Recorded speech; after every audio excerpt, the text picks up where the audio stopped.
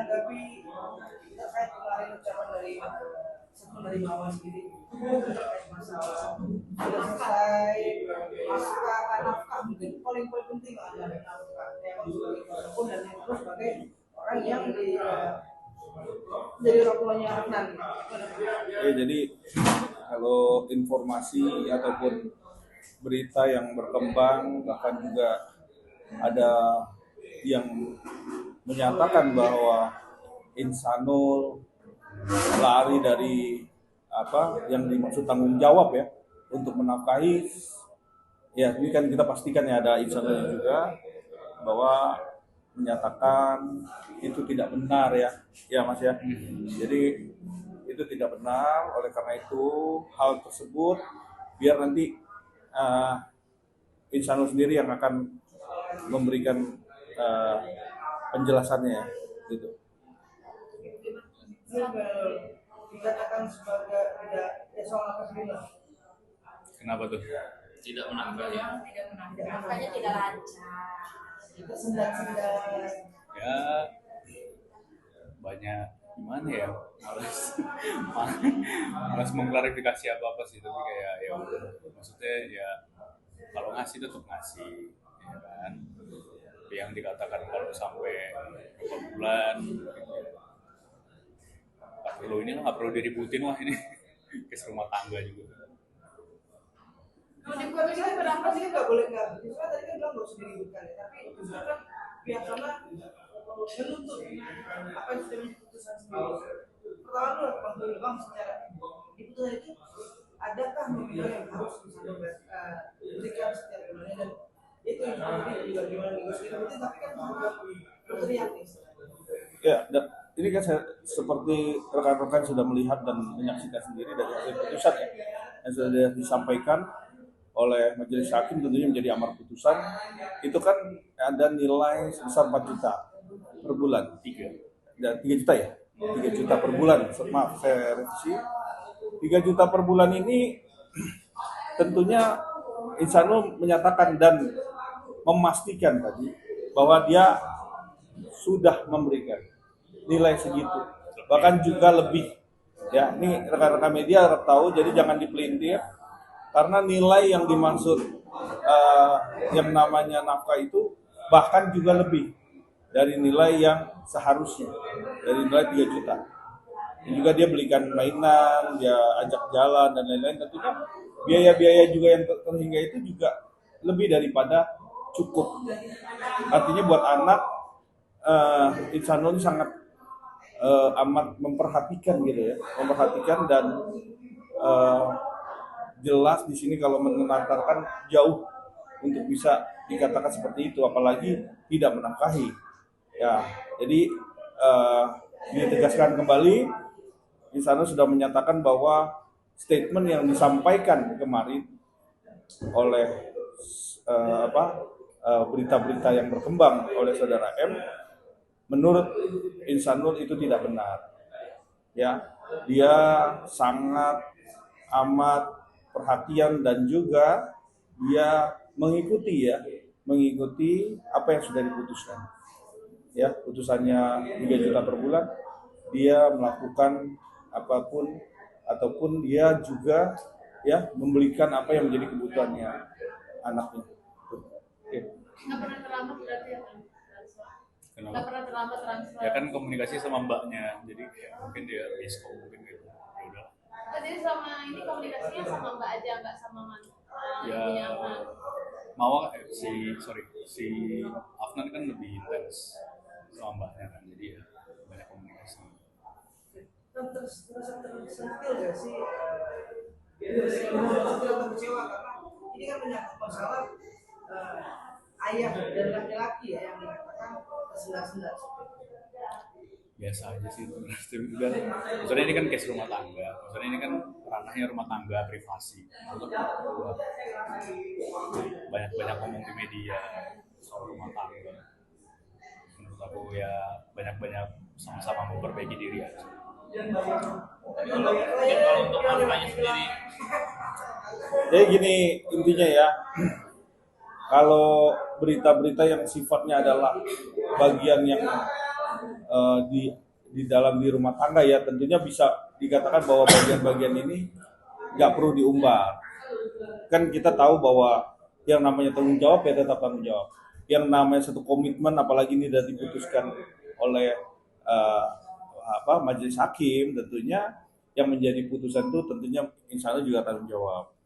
Teknis ya, mengenai teknis pemberiannya itu sistemnya misalnya seperti apapun itu kan bisa dikomunikasikan sebetulnya alangkah lebih elok, alangkah lebih baik dan lebih nyaman, kan nggak perlu diumbar-umbar kan seperti itu. Tetapi ini bagian dari komunikasi ini yang harus perlu dibangun lagi ya, semoga kedepannya juga lebih baik, artinya seperti itu. Nah ini menyatakan bahwa Insanur dibilang tidak memberikan apa itu salah besar. Tapi ini kan udah menjadi bola liar bang apalagi di sosial media itu udah ramai gitu. Mungkin untuk bisa meyakinkan juga bahwa ya ada gak sih mungkin dari bukti memang Insanur itu memang sering ngajak anak-anak jalan-jalan gitu kan, mungkin ya seperti foto video segala macam, dan juga mungkin apa sih mungkin yang biasa memang Insanur juga sering belanjakan untuk kebutuhan anak-anak sendiri. Ya nggak usah se-eksplisit itulah kalau menurut aku. Ini bukan yang sampai ngerugi negara juga, ngerugiin orang lain. Kalau untuk anak kan yang penting dia terpenuhin haknya, ya kan nggak penting. Kalau aku sih prinsipnya lebih ke adalah kalau omongan orang lain itu buat apa. Dan yang penting kalau aku fokusnya anak bahagia, ya umahnya juga udah senang dengan jalannya, aku yang penting bisa sama-sama lebih dewasa aja sih, apalagi kebanyakan di media itu kan nggak bagus juga, apalagi ngejelek-jelekin. Terlepas dari nafkah yang kamu berikan gitu ya, sebulan yang kamu berikan buat anak-anak, selebihnya itu suka ada WhatsApp lagi yang minta buat ini anak-anak betul nggak sih? Lebih dari nafkah yang kamu wajib nih, kadang-kadang ada suka diminta nggak sih, misalkan anak-anak butuh apa kamu transfer gitu. Ada sama mbaknya kan aku juga malah minta list, jadi yang menarik adalah headline berita yang lagi rame, mungkin karena postingan lo ya yang ini sampai dibilang lu batik setir jualan sayur, ya kan lu pasti tahu. Mungkin apa sih artinya sampai ada headline seperti itu? Mungkin bisa diklarifikasi. Apakah benar lu batik setir? Nah kalau itu sih sebenarnya aku kan suka belajar banyak hal ya. Alhamdulillah sih bisa cepet belajar juga gitu akan sesuatu, jadi emang senang pelajarin aja. Kayak sekarang itu kan lagi banyak kan MBG dan lain-lain semua segala macam yang terkait pangan, jadi kita juga ngelihat sesuai kebutuhan masyarakat. Jadi kita tahu juga di tengah-tengah ekonomi sekarang ini yang sedang banyak masalah, kita tahu sekarang yang jadi kebutuhan paling penting itu yaitu pangan. Jadi aku kenapa kecimpungnya di situ. Baca demand market. Berarti memang artinya lu memilih demand yang apa yang lagi hype, jadi lu coba untuk berusaha lah untuk bisa jadi. Ya, kan masyarakat sekarang mau makan susah kan, kasihan. Bensin mahal mau ke pasar, terus habis itu harga di pasar juga banyak yang nggak sesuai, bagus kita yang nganterin ke rumah kan. Jadi aku membaca marketnya di sini. Mungkin itu jadi juga salah satu usaha lo memang yang mungkin nantinya mungkin beranak atau menjadi lebih besar gitu. Insya Allah sering bisa salah satunya insya Allah. Jadi sekarang bisnisnya di pertanian gitu. Ya salah satunya sih. Udah apa aja sih? Spill dikit dong. Jadi kan banyak keluar kota kan. Iya sih, alhamdulillah sih ada beberapa. Mungkin kedepannya nanti ada beberapa yang launching. Jadi biar surprise nanti mungkin ada waktunya sih dikasih tahu.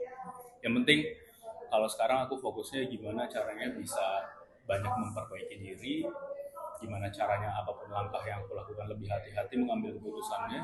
Kemudian apa yang aku buat juga harus bisa banyak memberikan manfaat untuk orang lain.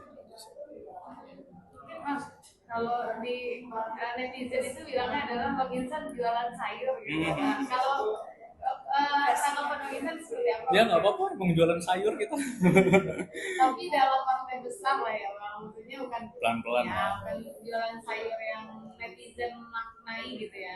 Tapi ini kalau nggak salah juga nih sayurnya ini bukan sayur yang kayak sayur tanam tanah gitu, ini lebih kayak hidroponik ya.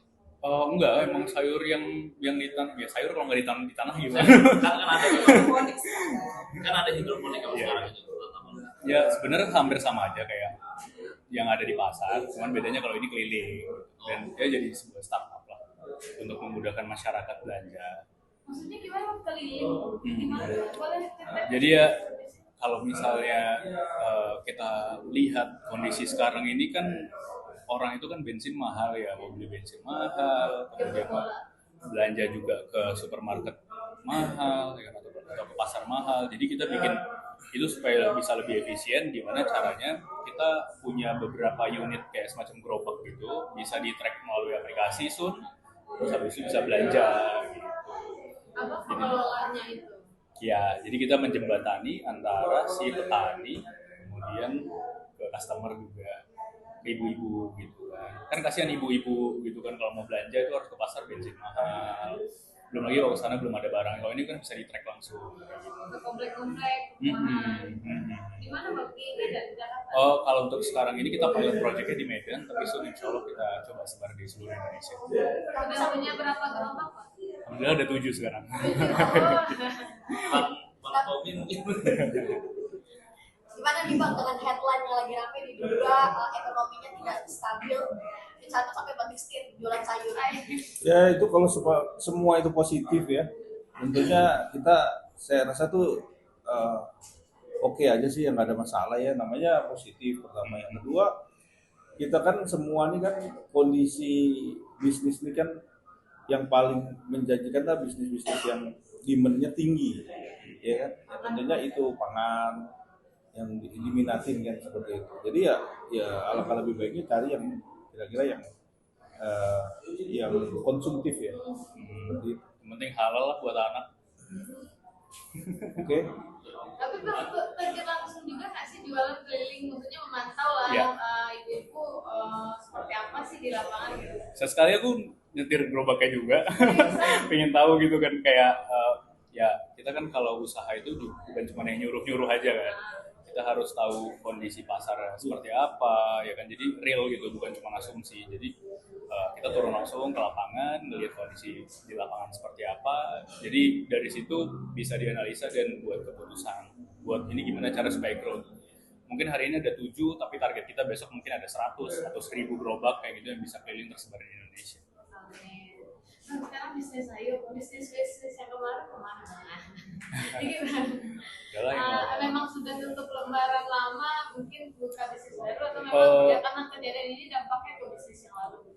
yang existing beberapa yang masih bisa diselamatin lagi di recovery yang existing, tapi ada juga yang nggak selamat, jadi ya udah itu kita tutup. Terus mungkin ada relaunching nanti ke depan, insya Allah nanti aku bakal share juga di Instagram mungkin, dan mungkin aku kasih tahu ke teman-teman karena basically aku ngebuat sesuatu bukan buat diri aku sendiri, tapi aku berusaha gimana cara bisa buka lapangan pekerjaan buat orang lain juga.